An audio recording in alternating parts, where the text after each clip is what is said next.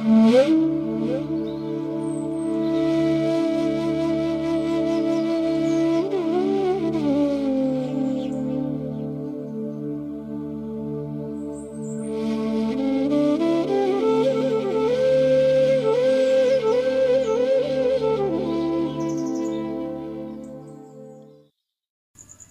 জননীং শারদাং দেবীং রামকৃষ্ণং জগদ্গুরুং পাদপদ্মে তয়ো শ্রিত্বা প্রণমামি মুহুর্মুহু। নমস্কার। শ্রী শ্রী ঠাকুর মা এবং স্বামীজি মহারাজের রাতুল চরণে ভুলুণ্ঠিত প্রণাম জানিয়ে আজ আমরা মহাপুরুষ জগত্রয়ানন্দের কথা স্মরণ মনন করব। আসলে এই সাধক মহাপুরুষ জগত্রয়ানন্দ ছিলেন শশীভূষণ সান্যাল। সাধক শশীভূষণ এই শিরোনামে একটি গ্রন্থ রয়েছে এবং সেই গ্রন্থের আলোকে আমরা আজকে স্মরণ করব। এবং আপনাদের আগেও জানিয়েছি, আজও এই সৎকথায় প্রতিদিনের মনন ধারাবাহিক অনুধ্যানে সকৃতজ্ঞ চিত্তে স্মরণ করি শ্রীমতী কেয়া ভট্টাচার্য মহাশয়ের অবদান। সুদূর উত্তরপ্রদেশে থেকে তিনি নিরন্তর এই সাধক মহাপুরুষদের জীবনী একেবারে কুরিয়ার করে সেখান থেকে বসে পাঠিয়ে দিচ্ছেন এবং তার ফলেই বহু অজানা সাধকদের কথা আমরা জানতে পাচ্ছি। ভারতবর্ষ তো সাধনভূমি, আধ্যাত্মিকতার দেশ। তাই ভারতবর্ষের আকাশে বাতাসে যেমন বেদান্তের কথা রয়েছে, তেমনি এই ভারতবর্ষের অলিতে গলিতে গ্রামে গঞ্জে লোকালয়ে রয়েছে কত জানা অজানা সাধক সাধিকাদের নিরন্তর নিঃসঙ্গ নিঃশর্ত সাধন জীবন। সেখানে তারা কিছু চান না, সাধনার আনন্দে তারা ভরপুর হয়ে অকাতরে কৃপা বিতরণ করে যান। আজকে আমরা সেই সাধক শশীভূষণ সান্যালের কথা স্মরণ করব এবং জ্ঞান কর্ম ভক্তি ত্রিগুণের এক আধারে তিনি জগত্রয়ানন্দ নামে বিদগ্ধ মহলে এবং সাধারণ মানুষের মধ্যে অতীব শ্রদ্ধার আসনটি নিয়েছিলেন। ইনি ছিলেন একেবারেই প্রচার বিমুখ।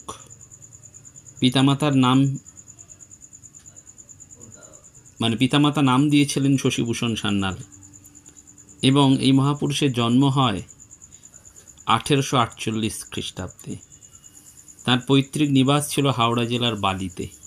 পিতা রামজীবন সান্যাল ছিলেন সরল এবং সৎ প্রকৃতির এক মধ্যবিত্ত গৃহস্থ, আর শশীভূষণের মা ছিলেন বিশ্বেশ্বরী দেবী, এক ধর্মপ্রাণা উদার স্বভাবা।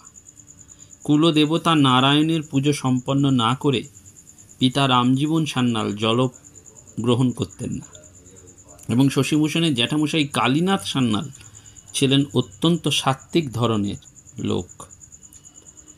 এই কালীনাথ সান্যাল বালির গঙ্গাঘাট নিবাসী যোগীরাজ সার্থক নামা ত্যাগী গুরু শিবরামানন্দ স্বামীর এক প্রধান শিষ্য হিসাবে পরিচিতি লাভ করেন এবং কালীনাথ সান্যাল সাধন ভজন পূজা অর্চনা এই নিয়েই দিনের বেশিরভাগ সময় কাটাতেন।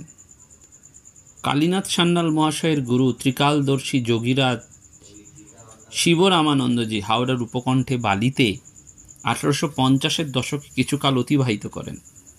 তাকে ঘিরে দুবেলা ভক্তমণ্ডলী ধর্ম আলোচনা শুনতেন এবং ওই আসরেই যোগীরাজ শিবরামানন্দ স্বামীর শ্রীমুখ থেকে নানান ধর্ম উপদেশ এবং নানান তত্ত্বের আলোচনা শুনে ভক্তবৃন্দ তাঁদের জীবনের আধ্যাত্মিক উত্তরণ ঘটাতেন।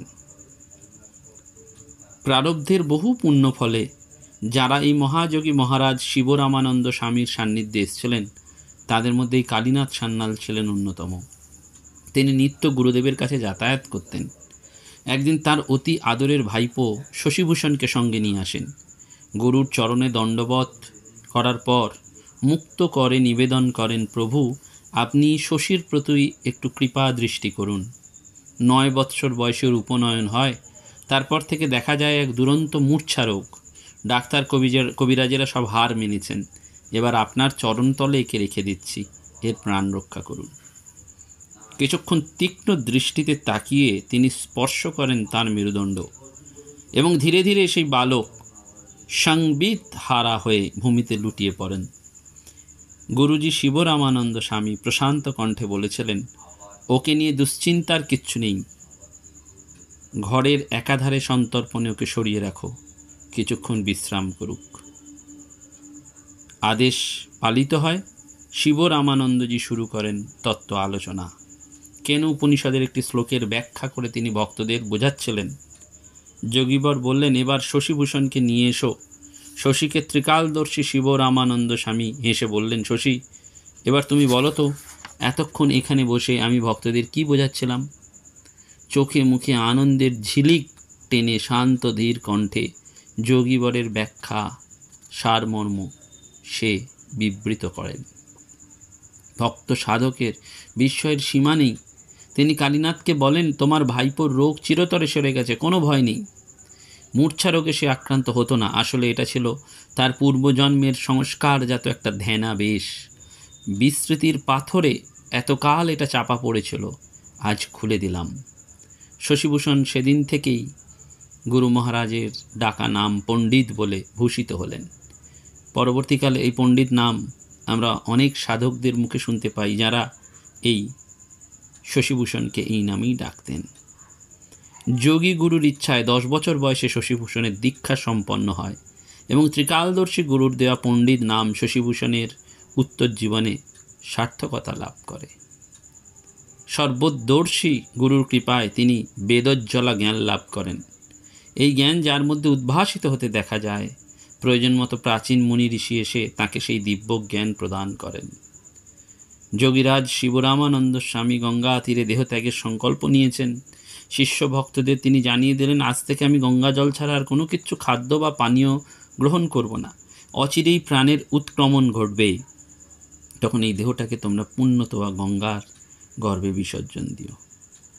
অন্যান্য ভক্তদের মতন বালক শিষ্য শশীভূষণ যখন কাঁদছেন, তখন গুরু বললেন, পণ্ডিত স্থির হও, বয়সে বালক হলেও সত্য বস্তু তোমার ভেতর আবির্ভূত হতে যাচ্ছে।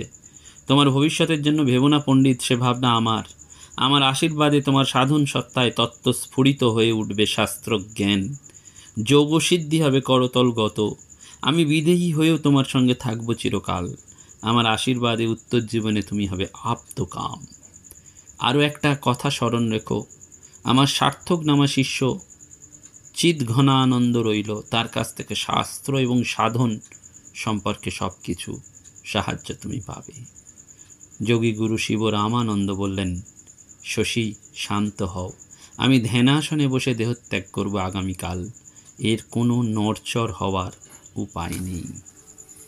সত্যি সত্যি এই কৃপা তিনি পেয়েছিলেন। কালীনাথ সান্যাল বড় সাহেবের সুপারিশে অফিস থেকে 16,000 টাকা ঋণ পেয়েছিলেন। তার ধারণা ছিল ওই টাকা তিনি মাসিক কিস্তিতে পরিশোধ করবেন, কিন্তু ছোট সাহেবের পরামর্শে বড় সাহেব কালীনাথ সান্যালের প্রতি বিরূপ হয়ে বলেছিলেন, কালীনাথ, তোমায় 3 দিনের মধ্যে ঋণ শোধ করতে হবে। মনে প্রাণে তখন তিনি এই অন্তর্যামী শিব রামানন্দ স্বামীকে স্মরণ করেছিলেন। তিনি ট্রেনে করে মানকর যাত্রা করছেন। আশ্রমে পৌঁছানোর আগেই শুনতে পেলেন গুরু হিতলালকে ডেকে বলছেন, কালীনাথ আসছেন, তার জন্য খাবার তৈরি করে রাখো। এই কালীনাথ সান্যালের গুরুদেব, তিনি স্বামী বিশুদ্ধানন্দের গুরু ভ্রাতা। কালীনাথ যখন এলেন তখন তিনি হেসে বললেন, সব ঠিক হয়ে যাবে, অত ভাবতে হবে না। সত্যি সত্যি তাই হয়েছিল। অর্থাৎ এই গুরু এটি পারেন, বুঝিয়ে দেন। যেখানে বাঘ বিতণ্ডা সব শেষ হয়ে যায়, সেখানে এটাই বোঝা যায় যে সবার উপর আছে একজন, তাহার ওপরে কেহ নাই। 1278 সালের আষাঢ় মাসে বরানগর আলমবাজারের চন্দ্রনাথ ভাদুরী মহাশয়ের কন্যা শ্রীমতী হরিদাসী দেবীর সাথে তার শুভ পরিণয় হয়। বয়স হয়েছিল তখন 13 বছর এবং কন্যার বয়স ছিল 9 বছর। আসলে বাল্যকাল থেকেই সাধক শশীভূষণের প্রাণের ইচ্ছা ছিল সর্বত্যাগী সন্ন্যাসী হয়ে যোগ সাধনায় জীবন অতিবাহিত করার, কিন্তু পিতামাতার কথা এড়াতে না পেরে তিনি বিবাহ করতে বাধ্য হয়েছিলেন এবং তারপরে নির্জনে বসে আক্ষেপ করতেন, অশ্রু ফেলতেন। কিন্তু পিতামাতার প্রতি অকপট শ্রদ্ধা থাকার জন্য তিনি মুখে কোনো দিন কিছু বলেননি। বিবাহিত জীবনে তার জ্ঞান পিপাসা আরও বেড়েছিল এবং যে শাস্ত্রই তিনি পাঠ করতেন বা শুনতেন তা কোনোদিন ভুলতেন না। তিনি ছিলেন শ্রুতিধর। তার গুরু স্বামী শিবরামানন্দজি দেহত্যাগের পূর্বে তাকে আশীর্বাদ দিয়ে বলেছিলেন, পণ্ডিত, গুরুর সাহায্য ব্যতি রেখে তুমি সর্ববিদ্যায় পারদর্শী হবে। মহামানবের সেই বাণী সত্যি সত্যি কালে ফলেছিল এবং চিকিৎসা বিজ্ঞানেও তার জ্ঞান ছিল অপরিসীম। তিনি আয়ুর্বেদ শিক্ষার ইচ্ছা তার মনে প্রবল বলবতী হয়েছিল এবং শ্রীগুরুর পাদপদ্ম স্মরণ করে তিনি এই আয়ুর্বেদ বিদ্যাতেও যেন ধন্বন্তরী লাভ করেছিলেন। 1910 থেকে 1917 সাল পর্যন্ত সেই মহাযোগীর সাথে অনেকেই শাস্ত্র আলোচনা করেছেন কাশীতে এবং বহু জ্ঞানী গুণী মানুষ তাকে সম্মান করেছেন। স্বামী জগত্রয়ানন্দ সর্বদাই প্রচার বিমুখ ছিলেন। তার লিখিত পুস্তকগুলোর মধ্যে ছিল আর্য শাস্ত্র প্রদীপ, ভূত শক্তি, আয়ুস্তত্ত্ব, ভক্তিতত্ত্ব। এবং তিনি গৃহে থাকলেও ছিলেন পরম ত্যাগী। নিবৃত্ত রাগস্য গৃহে তপবনম, এই শাস্ত্রবাক্যই তার জীবনে প্রমাণিত হয়েছিল। অলৌকিক মেধা এবং প্রতিভার অধিকারী ছিলেন শশীভূষণ। তাই প্রাচীন আয়ুর্বেদ শাস্ত্রে তিনি জনকল্যাণ এবং সংসারের ব্যয়, এই দুইটি কারণেই নিয়োজিত হন। কাশীধামের রাজঘাটে থাকার সময় বাংলার রংপুরের সুপ্রসিদ্ধ পণ্ডিত যাদবেশ্বর তর্করত্ন মহাশয়ের মৃতপ্রায় পুত্রকে বৃন্দাবনের যোগশক্তির প্রভাবে তিনি প্রাণ দান করেছিলেন। জ্ঞানার্থীকে জ্ঞান দান, নিরাশ্রয়কে আশ্রয় দান এবং বিপন্নকে অভয় দান, রোগীকে ঔষধ দান, এই ছিল তার জীবনের প্রধান ব্রত। নিজের এবং নিজের পরিবারবর্গের কি পরিণাম হবে সেই ভাবনা তিনি কোনোদিন ভাবেননি এবং তার অন্তর ছিল শিশুর মতন নির্মল এবং সরল। হয়তো স্বপ্নাদেশ পেয়েছেন পুস্তক লেখার ব্যাপারে, কিন্তু কাগজের মূল্য কে দেবে? হাতে যা পয়সা ছিল হয়তো সংসার খরচ হয়ে গেছে, কিন্তু দেখা গেল কোনো ভক্ত কোথা থেকে লাল কাগজ জোগাড় করে দিল। তিনি খুব আনন্দ হয়েছেন এবং ভেবেছেন যে ভগবান যখন কৃপা করে কাগজ জুটিয়েছেন তখন পুস্তক লেখার মতন সামর্থ্যও তিনিই নিশ্চয়ই দেবেন। অন্তরাত্মা থেকে তিনি প্রেরণা পেয়েছিলেন, আর্য শাস্ত্র প্রদীপ লেখো। পরবর্তীকালে অনেকেই হয়তো প্রশ্ন করেছেন তার কাছে যে জ্ঞান বড় না ভক্তি বড়। তাদের কোনো কথা না শুনেই তিনি বুঝিয়ে দিয়েছেন যে জ্ঞান এবং ভক্তির শ্রেষ্ঠতা।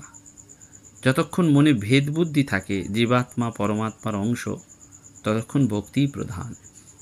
বিশুদ্ধ জ্ঞান হলে ব্রহ্মের ধর্ম আর ভক্তি হলো তার শক্তি।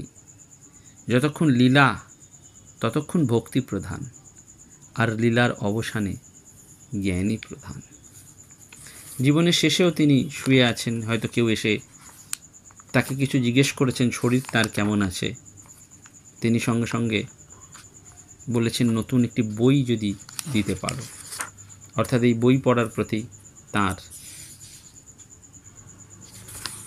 একটা আগ্রহ ছিল। সর্বদা বলতেন, যখন তার দ্বারা অনেক রোগের আরোগ্য লাভ হতো, তিনি বলতেন এসব হওয়া আশ্চর্য কিছু নয়, এসব বিভূতি। ভগবানের চরণ ছাড়া অন্য কিছু কখনো চাইনি, তাই ওইসব তুচ্ছ সামগ্রীতে আমার কোনো কাজ নেই। সর্বদা তিনি সাধনা করেছেন, কিন্তু পারিবারিক অভাব অভিযোগের জন্য ভগবানের কাছে প্রার্থনা করেননি। নিষ্কাম সাধক সদা সর্বদা থাকতেন আপন ভাবে। সেজন্য ওই তার দর্শন হয়েছে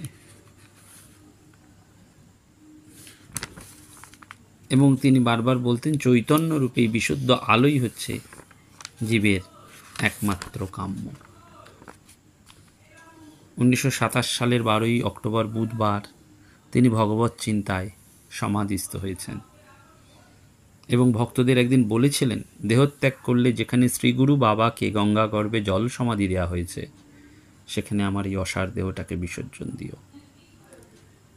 কেউ কেউ হয়তো প্রার্থনা করেছেন আরও কিছুদিন থাকলে ভালো হতো। তখন বলেছেন, না, কোথায় থাকবো, কি খাবো, আমায় যেতেই হবে। শ্রী গুরু বাবার চরণে আশ্রয় নেওয়া ছাড়া আমার আর কোথাও স্থান নেই। কলির প্রভাবে তমপ্রধান পৃথিবীর মাটি, জল, আকাশ, বাতাস সর্বত্রই কলুষ ছড়িয়ে পড়েছে। আমার আর কিছু ভালো লাগছে না, আমায় শীঘ্র যেতেই হবে। তার অন্তরঙ্গ ভক্ত তিনি গঙ্গার তীরে নিয়ে যান তাকে এবং জলসমাধির নিকট তাকে রাম নাম সহকারে জলসমাধি দেওয়া হয়।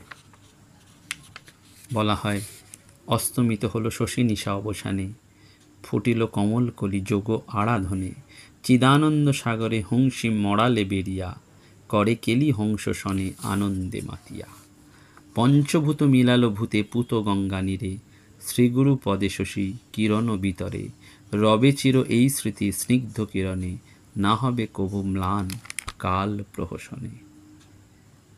এই ভক্ত ভগবানের যে লীলা সে যেন ভাবায়। সেই জন্য যখন শয্যায় জড়সড় হয়ে কেউ জিজ্ঞেস করছেন, দাদা শরীর কেমন, বলতেন ভালো নয়, তবে একখানা যদি নতুন পুস্তক পাঠ করতে পেতাম তাহলে শরীর ঠিক হয়ে যেত। জ্ঞানের পূজারী, তাই তার কাছে জ্ঞানই ছিল পরম আহরণের বস্তু। এইভাবেই তিনি যেমন জ্ঞান আহরণ করেছেন তেমনি যোগীর মতন সহ্যগুণ আর আত্মশুদ্ধিও করেছেন। বারবার বলেছেন, এই আমিটা তোমার দাসানুদাস, আর কিছুই নয়। সবই তুমি মনের এই দৃঢ় সংকল্প না থাকলে যোগ সংসিদ্ধি লাভ করতে পারা যায় না। এই সাধক শশীভূষণের চরণে তাই প্রণাম নিবেদন করি এবং বারবার তার কাছে কৃপা ভিক্ষা করি। কারণ আমাদের জীবনে চাওয়ার কিছু নেই, আমাদের ওইটি বারবার মনে রাখতে হবে, আমার ভাণ্ডার আছে ভরে তোমার সবাকার ঘরে ঘরে। ঈশ্বরের ভাণ্ডার সকলের ঘরে আছে, আমরা তাকে ধরতে পারছি না।